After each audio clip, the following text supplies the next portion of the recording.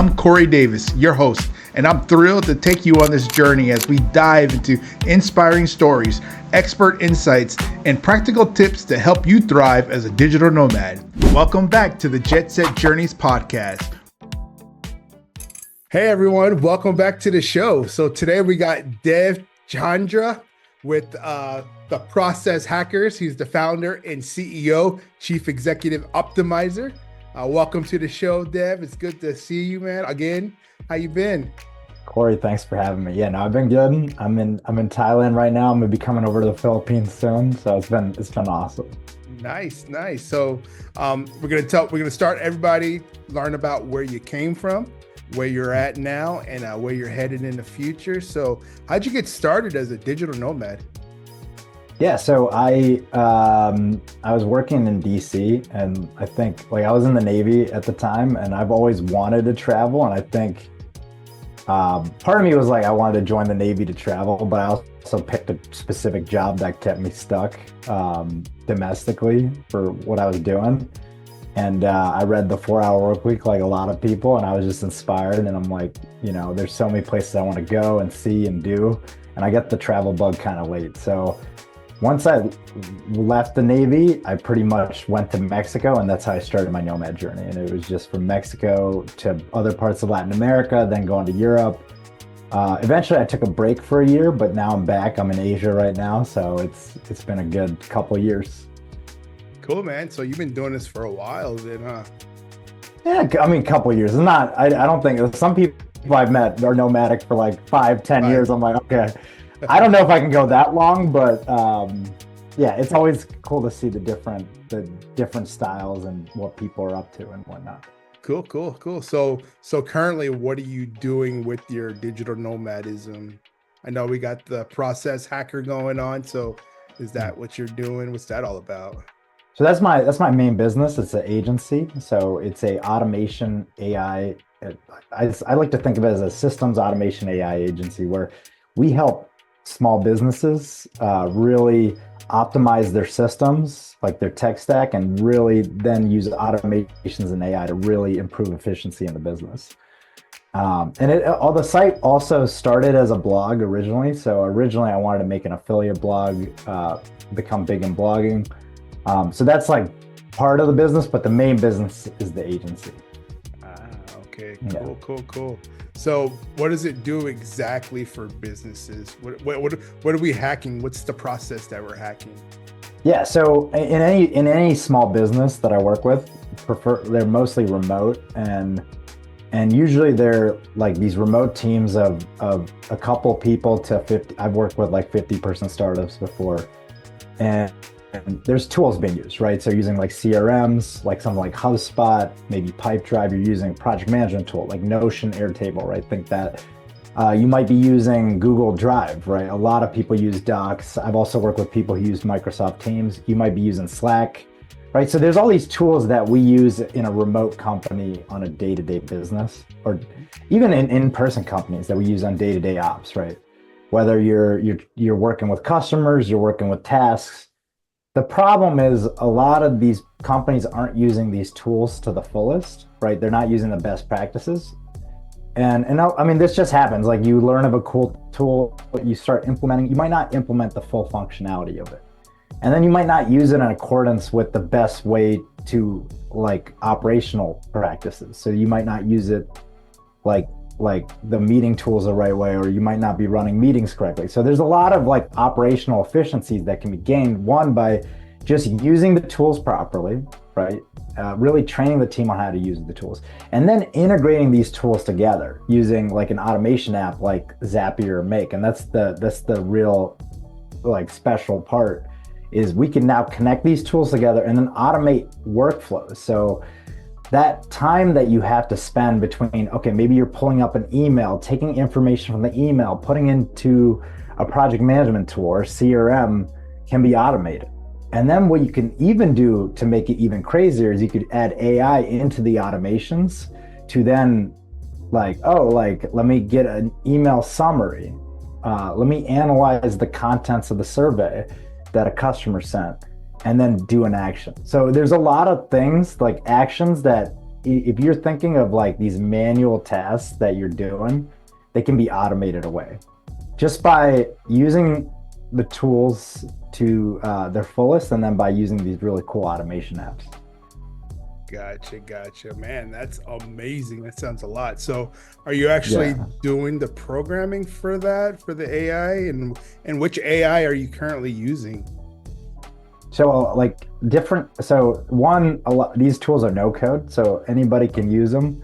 The only programming you might need to learn is like how to send payloads, or basically it's a fancy speak of sending data from one place to another place, right? So you might have to understand a little bit of code to understand how this data is sent, but most of it is no code. And in terms of LLMs, so large language models, like there's obviously this ChatGPT, that's the big one. Yep. That's a good all-purpose model. I also use Claude, which is great for writing, and that's really good for like doing social media, for doing any sort of writing that you need to do. Is really good at that. And then you have Perplexity, which I think is the best for really doing research. So finding websites, and that I think that's built on Llama, which is like the meta model. So Yep. there's a couple models, right, that are there. And here's the thing: in 3-6 months, this what I'm telling you right now could change. So Right. models are changing, things are getting better. This AI world that we're in, like, is constantly changing. So it's It is. yeah. So but for a lot of stuff, people could just use OpenAI's like Okay. ChatGPT. So Yeah, I wasn't sure if you're using like Google's Gemini or like you said, Llama or something like that. And then I was thinking about how to set up the APIs, right? To actually connect the system to system. And so, but the no code, that's going to be quite interesting, especially for people who are not, computer literate, and make their life a lot easier and smooth sailing to try to connect these different programs together. So interesting. I'd like to see where this goes with it. That sounds pretty exciting. So what's been the most unexpected turn in your professional journey, going from the Navy to digital nomadism? yeah, I mean, one is I think there's two, right? So I think when you first get into business, especially me, you think you have this cool product and you're trying to like, be like, hey, buy my thing. Like I was trying to be a productivity coach. That was version 1.0 of what I was trying to build. But nobody wants to buy productivity coaching, right? Or maybe I just didn't figure out the right product market fit. So I think the key is really, when you're first starting out, really listening to the market and then pivoting quickly. So the unexpected part was I probably got hung up on trying to make this coach thing work for a while, and it just wasn't working. And then the second turn was like I ran out of money, so I decided to take a job back home while I built up my blog and business for about a year. And it was kind of humbling, just because like I was like, I didn't have to go, like I didn't want to go into debt. I could have probably like gone into debt. I just hate the mindset of, okay, my back's against the wall. Let me so I just was like, let me just do the thing, go back to the US, get a job, save money, work on the business on the side, and then do that. But now I'm back to traveling and working on the business. What I will say is, when you do stay put and focus on business as opposed to traveling, you will grow faster than if you're just like trying to do something kind of whatever and then you're just like traveling. Because I think that was the problem I had with my nomad journey to begin with, was I was trying to grow the business while trying to have as much fun, because that was my first time traveling. But it's hard to do both. Yeah, it is, man. It is. Yep. And I'm glad you shared that, because a lot of people think, they hear these stories and it's like someone right out of the gate, like I made 100,000 in 1 month, and I'm an Amazon influencer and now I'm rich. And then like me, I stepped out of the gate, came to Thailand, and I was like, oh, I'm gonna do e-commerce and I'm gonna have this nice business, right? And it's gonna be like making tens of thousands in months. And like 6 months later, like you said, I was too busy traveling, enjoying Thailand, right? It's been so long since I actually left the country, and I worked so hard to get to where I was that I didn't even know how to enjoy myself anymore. So it's like I was free. And so I was just traveling and just bouncing around Thailand and just enjoying myself. And, I thought I was putting into work to get the e-commerce going, but I really wasn't putting in as much as I needed to because my mindset wasn't there. Right. And so it's just, I was enjoying life, which is good. It's like, I needed that break. I just didn't realize it until I took it. Right. And so, and I beat myself up too, because a year later, I wind up having to go back to the US and get a job too, and same situation, right? But the thing is, we don't quit, right? So it's not a big loss until you quit.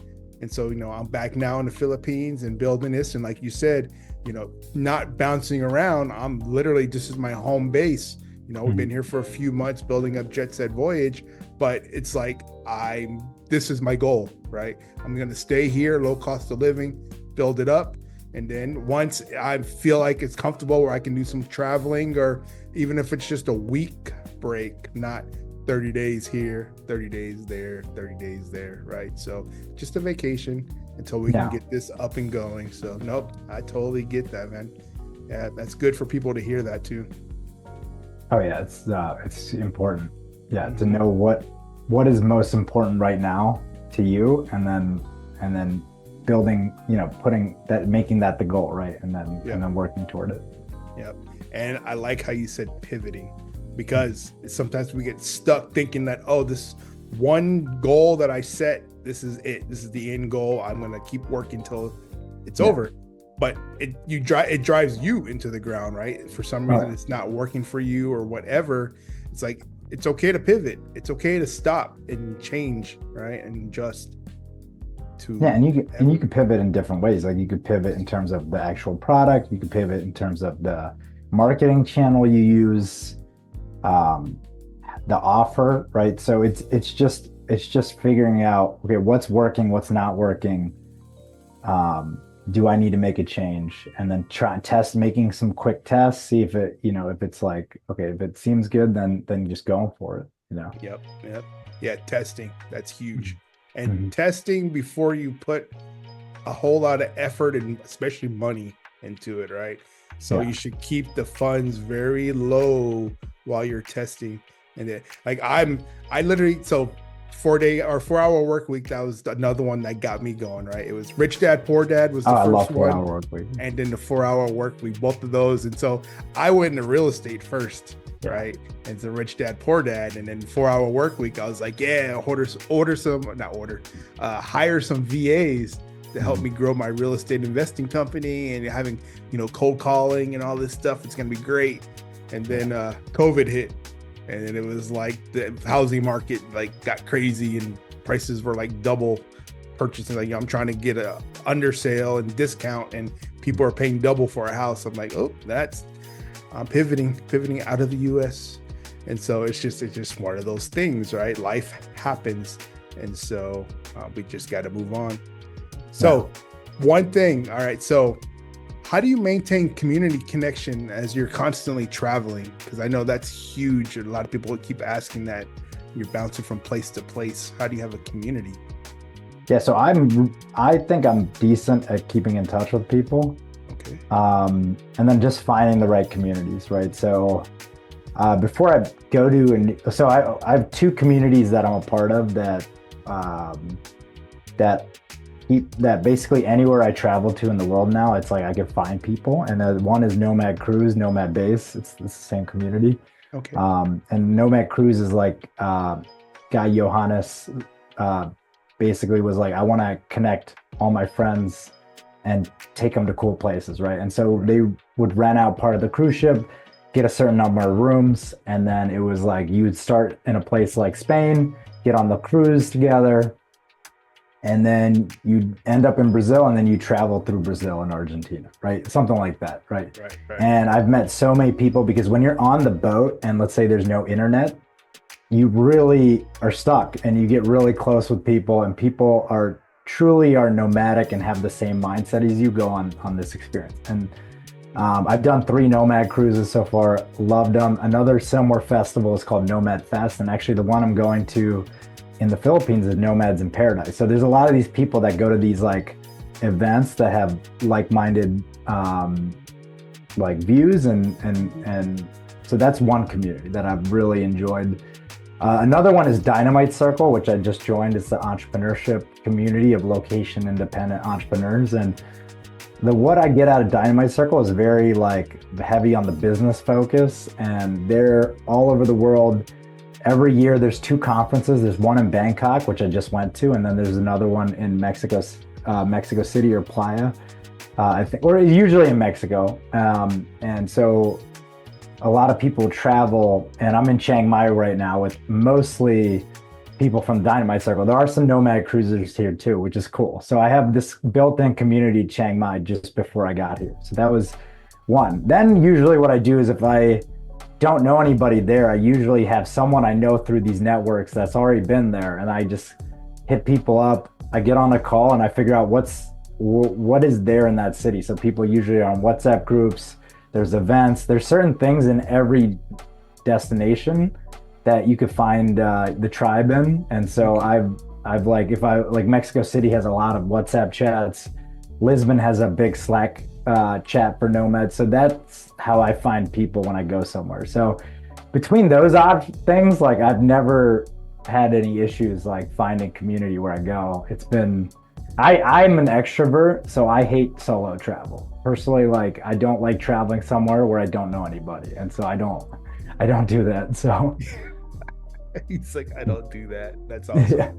Yeah. I'm an introvert, man. I'm like, leave me alone. But then I'm alone and I'm like, I need a friend. Yeah. Especially when you're in a different country, man. Community's huge. Like, it's good to have that connection, like especially when you're not in your element, right? And so that's one thing. And one thing I struggle with is finding community. And so this is the reason why we did create Jet Set Voyage, because I know others have the same problem. Like there's Facebook groups out there, but the thing is, I ask questions in Facebook groups and you get like 5 different people replying with 5 different answers, right? And then you get the one that's just being a smart jerk, and you're just like, it's always one in a group. And I'm like, come on, like, can't we just help each other out? Like, it's got to be legit. So that's a good answer that you have. So I'll definitely have to check out those groups for sure. The cruise one, that's for someone who's starting off new, would that be something that would be good for them? That sounds like one of those, I have time to bounce around places and I'm not settled to work. So this would be like a vacation type thing or networking type thing, you think? So the cruise is definitely the best place to start as a nomad. And the only reason is like, I've done a lot of different nomad like retreats and events and stuff. And the reason the cruise is the best is because you can the cruise, like typically they've been different lengths, but they've been anywhere from a week to 2 weeks. The next one's a whole month, so I'm not going to do that one. But the cool thing is you meet so many people right away, and a lot of them have the nomad mindset. I found like some of the other programs I've done, there's a lot of people on vacation, or they might not be as serious, but a lot of these people love traveling. They're willing to help. That's the cool thing too. It's like very great community. And so like when I first went on the cruise, like I was uneasy because I had no idea what I was getting into. And I've already been nomadic at this point, but I found the value in the cruise where if you don't know what you're doing, like you'll meet so many people that will help you and be like, oh yeah, you could go here, you could go here. Here's like different businesses you could be in. This is like what these locations are like, right? So you meet so many people that it makes you basically are given the tools to go off and travel if you want to and work. And so that's what the cruise is really. It's a good way to just like jump into the pool and have a lot of people there to support you. So it's gotcha. Yeah, that's awesome. Cool. Yeah. Thank you for sharing that. Well, that's going to help a lot of people out there get started, hopefully, because that's the biggest problem too, is information, right? Getting the correct information for your wherever you plan on going. So I know for me, I didn't know where I wanted to go. I just know I wanted to lower my cost of living so I can live off my savings and stretch it. But when I opened myself up to the world, that's a problem, because you're open up to the world. Like, all right, how do I narrow that down, right? And so One thing for me is I said Southeast Asia because I always wanted to come to Asia, so which that helped. But then you still have multiple countries, right? And you just got to keep breaking it down. So, yeah. It was a struggle, and I think now it's better. There's more information out there, but it's like this is the information age, right? And so we get overloaded.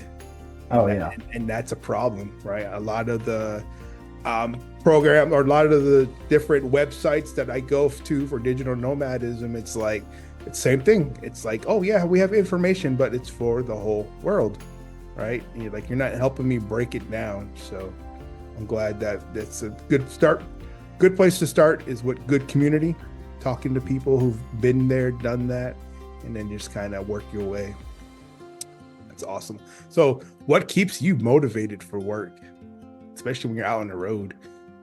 I think it's collaborations and clients, right? Really finding like people to serve, both through like, and I think the one thing I've learned through Dynamite Circle is really like, it's a very collaborative business community where people are very much like, here's my systems, here's my setup.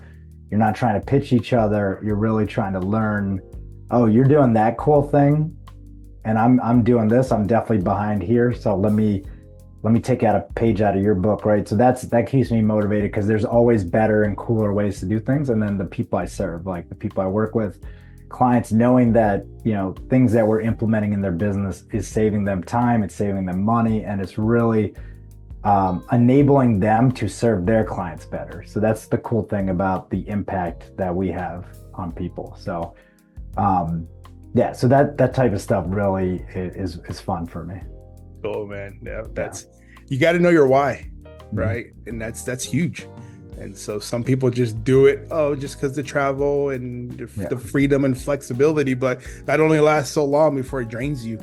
I mean, that stuff, that is like definitely a huge motivation for me. The freedom, for sure. Like having time freedom, having freedom of like where to be.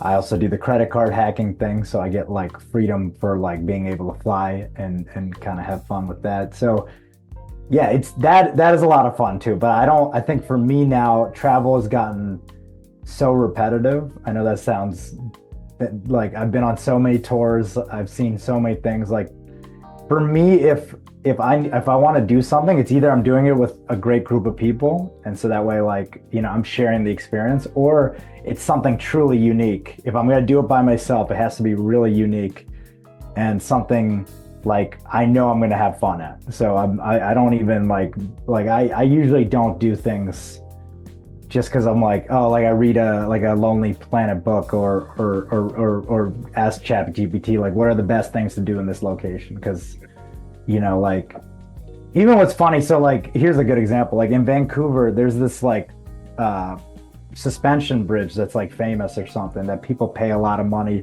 to take a bus to and go, and I'm like whatever about it, right? But there was another cool, like we were in Thailand and we did this elephant trek, and the elephants are definitely the coolest part of the trek, but there's this cool suspension bridge. And I'm like, oh, cool, let me just go explore that because it's right next to the elephant. But nobody else followed me onto the bridge. And I'm like, this illustrates a great point. The bridge is not noteworthy in this excursion, but if it was like a famous bridge or something, or like, like a lot of tourists will go, a lot of people will go on it just to check it out, right? So a lot of things can be arbitrarily there just because like you never know. So it just depends. Like there's so many things to do out there that it's just like what brings you joy and what motivates you to go explore. So nice. All right, so I want to rewind back to this credit card hacking. So what the heck is credit card hacking? Yeah, so this could be a whole nother discussion, and you should probably get somebody on this topip on the show. We can make it short. Yeah, but basically like in the US, if you know how to, if you're good, you have to be able to spend, like this is not financial advice, but if you can spend money responsibly, right? If you pay credit cards on time, there's these cool features that allow you to get miles for every time. Like let's say I have a Chase card, every dollar I spend, I get 3 miles, right? Or 3 points. and those Chase points are transferable to United for miles. And then if I get enough United miles, I can go fly between, like, here's a good example. I'm flying between Bangkok and Guatemala. I'm going to a friend's wedding, and the flight is going to be like Bangkok to like, I think it's like Tokyo to Los Angeles to Guatemala. And it costs like 55,000 points plus like a nominal fee in USD, like maybe $50 or something for taxes. But 55,000 points, if you can get enough bonuses, right? So these cards have bonuses. That flight is free now, because if I just spend a certain amount on a credit card, I redeem a bonus, and then I can use that bonus toward this flight. It's basically like just me spending money causes me to fly for free, which is pretty cool. Gotcha. So that's basically the summary of it. But basically, yeah. So there's like a lot of cards that give bonuses. There's sites that talk about it, like the Points Guy is one. Basically, you go to the site, you figure out what cards are giving the best bonuses. You want to build your credit. You take the card out, you spend the amount of money required, you get the bonus, and then you can book a flight using the miles. So okay. Yeah. I like the name credit card hacking. So it's pretty much what I'm doing anyways. I got one card that pays all my bills, right? Automatically just pays all my bills. And at the end of the month, I just pay it all off, right? Oh, yeah. So, and I just get the points and I just save it. So same thing. All right, cool. Yeah. You said an awesome name for it. And the way yeah. I mean, we call it points hacking, card hack. I mean, there's so many. What's the names for it? All right, cool. All right, cool, man. So where do you see the digital nomad industry in like 5 years? And like, where do you see yourself in that? I know a lot of digital nomads, like, I don't even know what I'm gonna do next month, but do you see yourself doing this for long term? And do you think digital nomads will be here for a long time? So I think I've noticed a couple trends. So one, I think like nomading is like, some of the nomads that were created in the pandemic are being forced to go back into the office. And I've seen that with people. Like there's a lot of people I knew who were traveling during the pandemic, that their companies were basically like gave them an ultimatum. Like you come back to the office, or even if it's like a certain days per week, you're still forced to be in the vicinity of the office, right? And so those people are going to choose, money over probably the travel, the freedom, right? Then there's some people who realize that, okay, I can live anywhere and my job is remote, because a lot of startups are operating remotely. So because it's just to save time. With the corporations, they've already paid long-term leases, so they're kind of stuck with these offices. There's also this trend saying, okay, being in an office might be more productive. I don't really know. I think it depends on the person. So some people are being forced back in the office, but other people, if they're creative enough, have now discovered that, we can work remotely from anywhere. Now, the constant traveling thing, I've talked to a lot of people.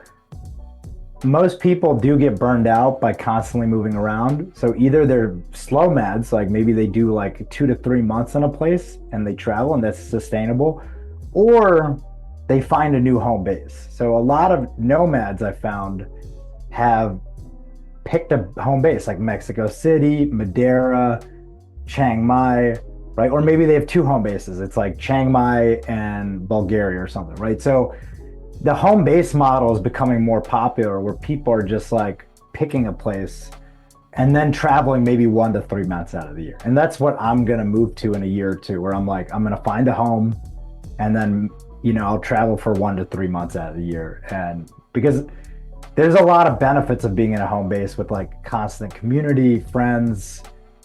If there's certain activities you enjoy doing, like they're always going to be in that location, right? So that's definitely some trends I've noticed. It's just like you talk to a lot of people and you're like, do you have a home base? A lot of them do. They still consider themselves nomads, but they've moved locations. They're just working through their computer, right? And yeah, that's awesome. Yeah. I definitely see that. I know for me, I'm still working the corporate world, and they're trying to bring me back, and I'm like, yeah, that's not happening. So Yeah. and it is, Amazon's doing the same thing. They're pulling people Yeah. back, and they're saying that, you know, teamwork, sitting next to each other is more productive, which is, I think it's funny because I've been on the road for a year now, and I've had my supervisor tell me to slow down. I was making everybody in the office look bad because, you know, I don't have the office chit chat, right? I'm not sitting there at the water tank and just BSing about the weekends and stuff. You know, I was just sitting there working, and it's more productive. But like you said, it depends on the person. With some people, they just kind of, they can hang out with their family and screw off and not be productive. So it just depends, but it is what it is. And like you said, people are going to have to make that decision, right? What's important to them. And so it is.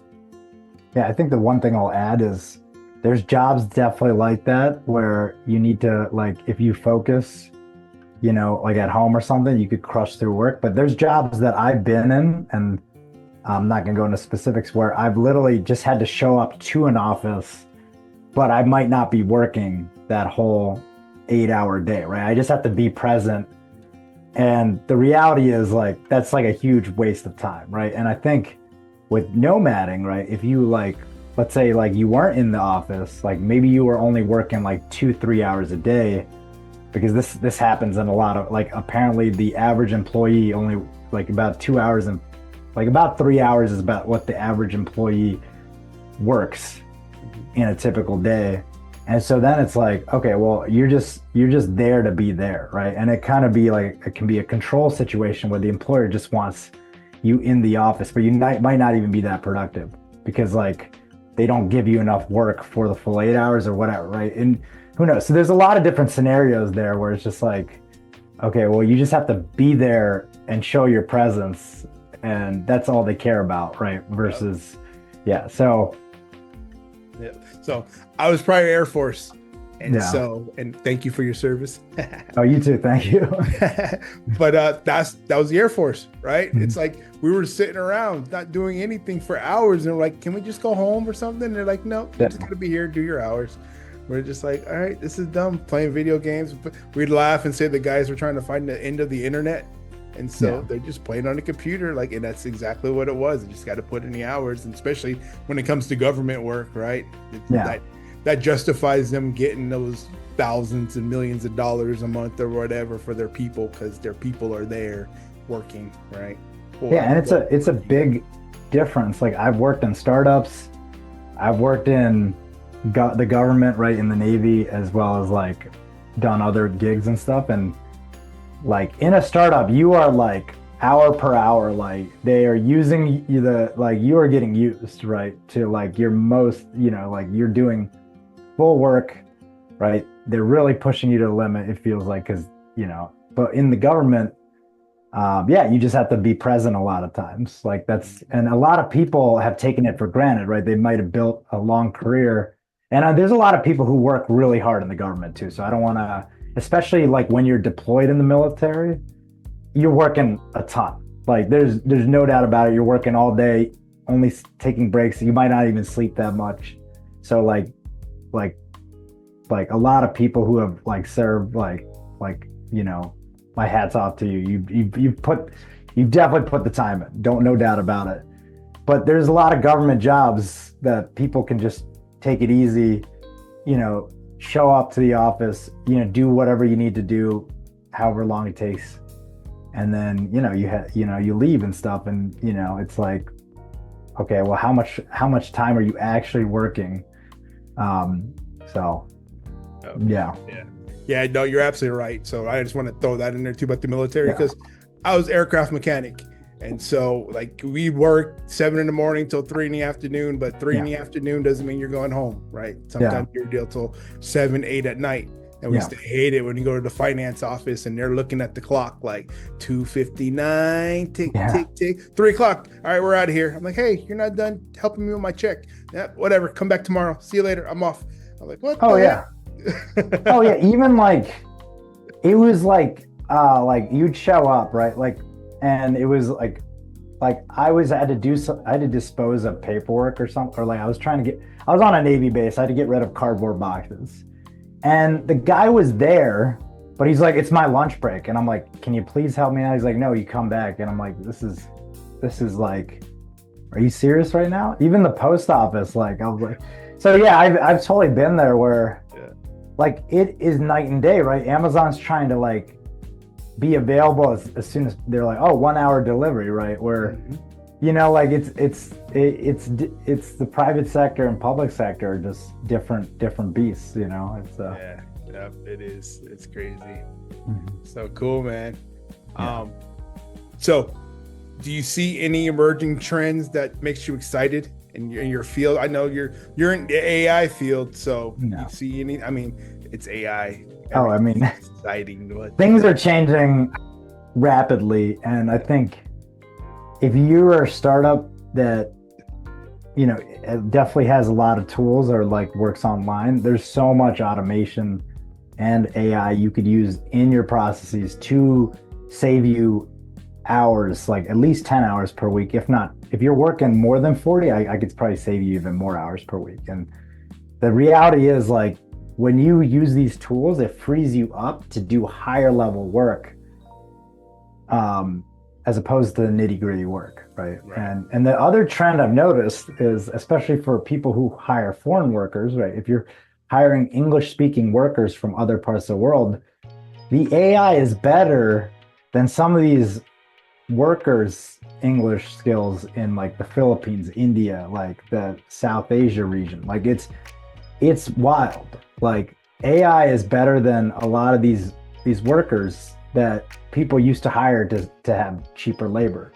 So so that's definitely a trend I've been seeing. Yeah.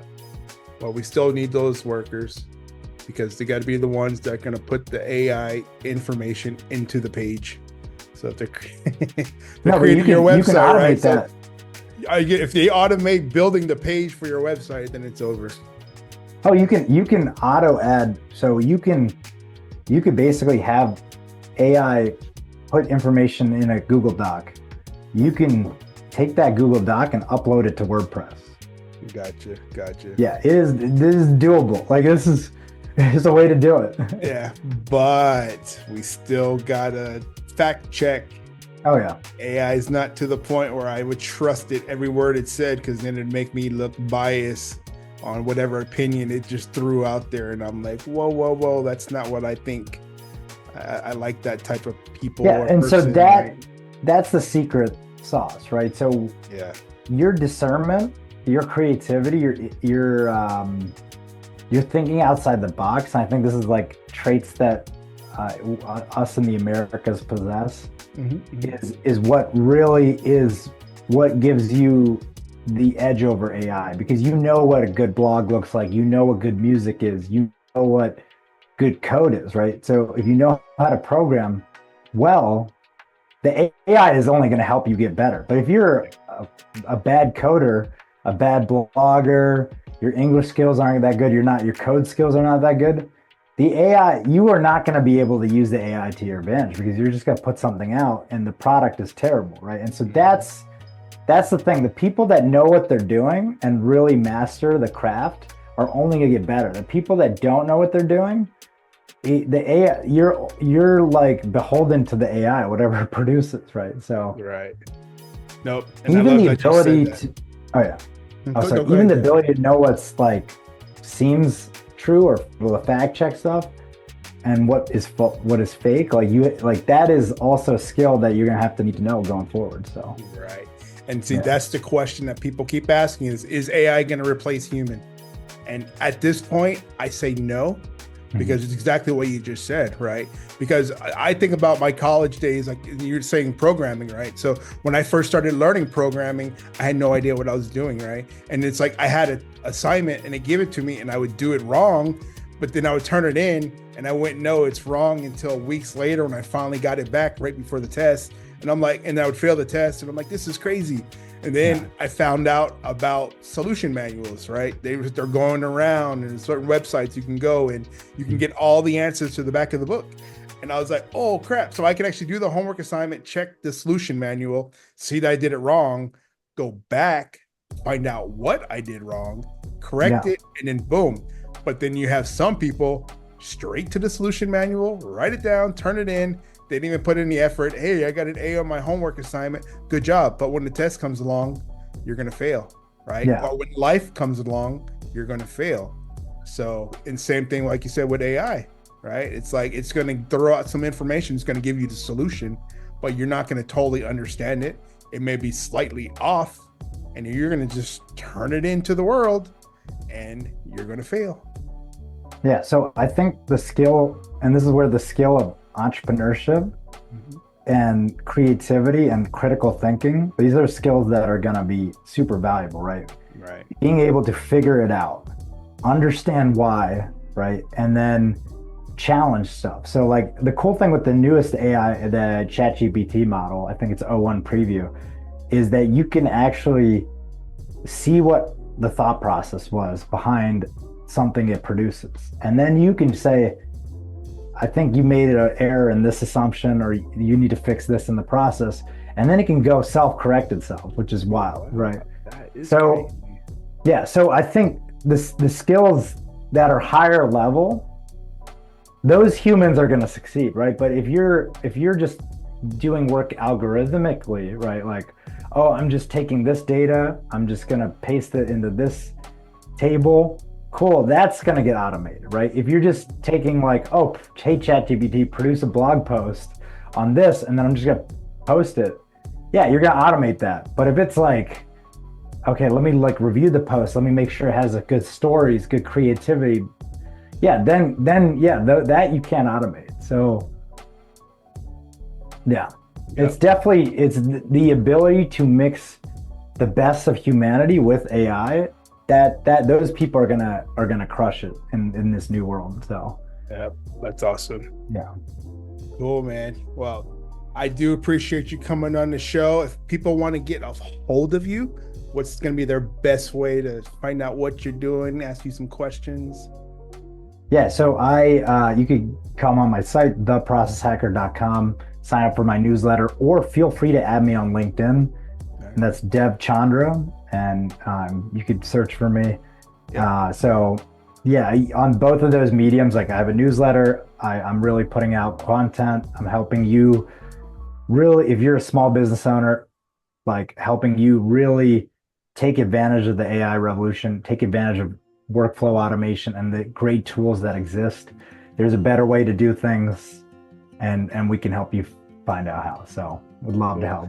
And all that information, guys, will be down in the description. I just wanted to get that out there in case you guys are driving around listening to the show. So appreciate you coming on, Dev, and we'll talk to you later. Thanks, Corey. Bye. I'll see ya.